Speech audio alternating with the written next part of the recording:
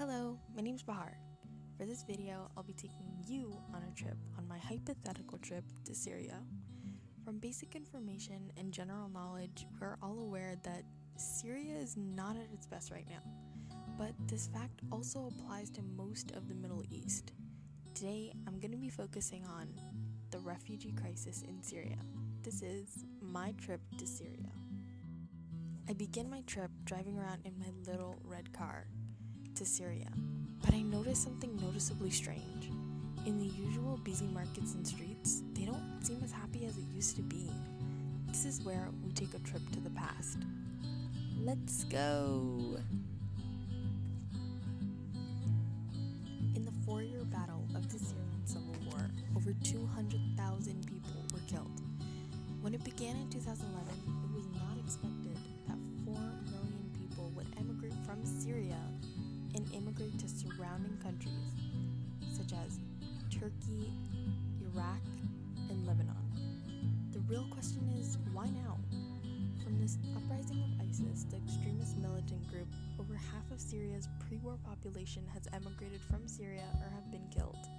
The main factors are due to the fact that refugee camps in the neighboring countries are becoming overpopulated.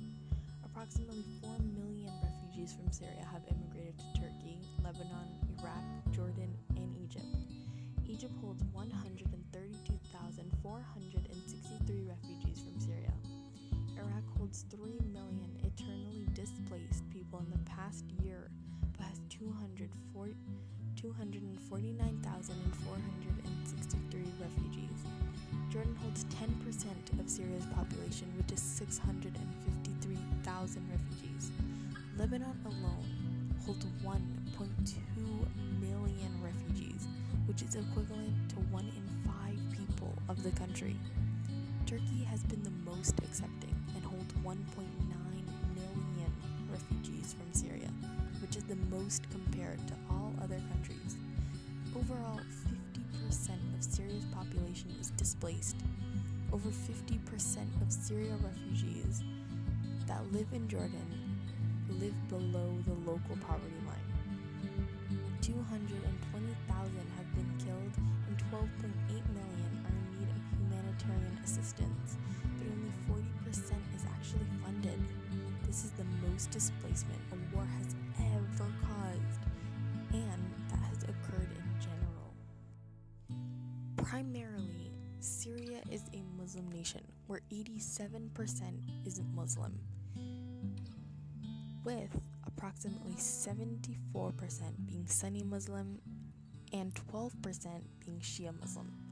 Around 10% believe in Christianity, and the remaining percentage comprise of Druze or other religions.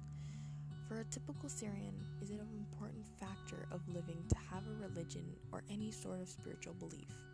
Syrians are strong believers and take religion very seriously and strictly, which will most likely interfere with their assimilation when emigrating. For anyone with strict and religious Middle Eastern parents who have been continuously lectured and received the "back in my country when I was your age" speech more than once, has realized how much our parents are so culturally diverse from other parents. Personally, my parents have kept so much of their culture and have continuously kept it because of how much it means to them. Most people who believe in Islam, the religion, are generally conservative and quite isolated from traditions the emigrated country has. Although I'm not stereotyping in any way, I am taking this from personal experience and the Muslim refugees themselves. Culture and tradition differentiate people all the time, and it has repetitively become an issue because of the difference in beliefs. For example, same-gender marriage. If there is any sort of same-gender marriage or any gay, lesbian in Syria, they are punished, and they certainly never survive the punishment. But in countries like Canada and the United States, this becomes an issue because it's legalized. I do not speak of everyone when I say this, but typically people who are religious-based find and act like this out of bounds and find disbelief and disagreement with it. Traditionally, in Syria, the most Middle Eastern countries' parents are are legible to punish their child by spanking them. But in most countries like Canada and the United States, this behavior will not be tolerated. In this case, child services will be called immediately if anyone is aware and the parent or guardian can potentially have their child taken away. In Syrian tradition, it is very common to have an arranged marriage by the age of 15. In Canada and the United States, you must be at least 18 or older, depending on state, to get married without parental consent. Usually, when young girls and women emigrate to higher developed countries, they tend to learn about the amounts of opportunities they have. Most of these girls get jobs, have a career, and begin to make their own money, which is not the typical Syrian lifestyle for a girl. The typical lifestyle for a Syrian girl would be to stop the girl from going to school, have kids, and stay at home while the husband supports the entire family. Most Syrians may find it challenging to assimilate and do not believe in the differences of the immigrated country, but over time refugees begin to adapt and either learn or get used to the differences and begin to have an open mind. In August, it was announced that the Canadian Prime Minister, Stephen Harper, would permit 10,000 Syrian refugees over the span of 1 year. If he is re-elected, he promises another 10,000 Syrians and Iraqi refugees over the next 4 years. Boo. Thomas Mulcair promised 10,000 Syrian refugees before the end of the year. Another boo. Justin Trudeau believes 25,000 refugees should be resettled immediately, which would cost approximately $100 million. The first refugee camp opened in July 2012, Jordan's Zaatari Camp.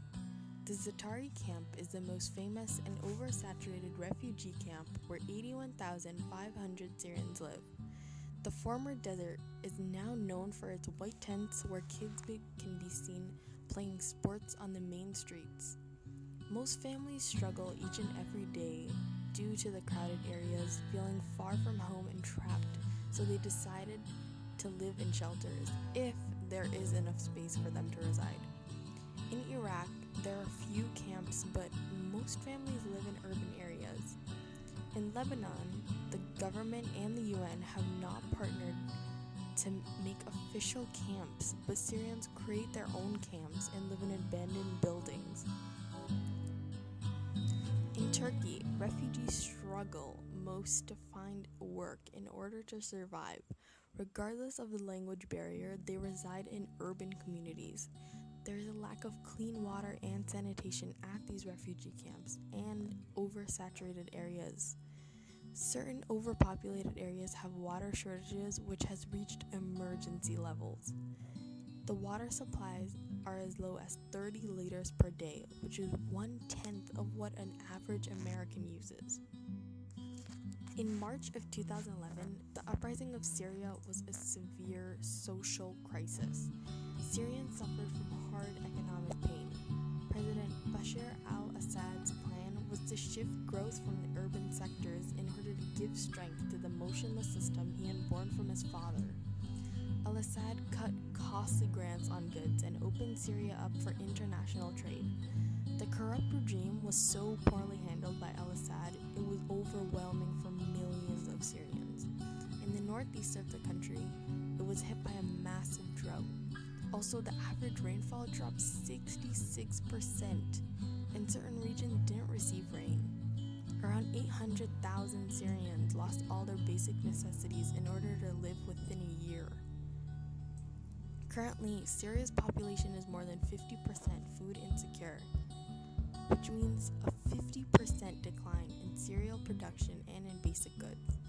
Syria's agriculture has a conclusive role to play in the restoring food security, economic growth, and creation of jobs, and protection of livestock. Agriculture has a contribution of approximately 1/4 towards the country's gross domestic product, making it the main support of the economy. In neighboring countries, millions of Syrians have become refugees.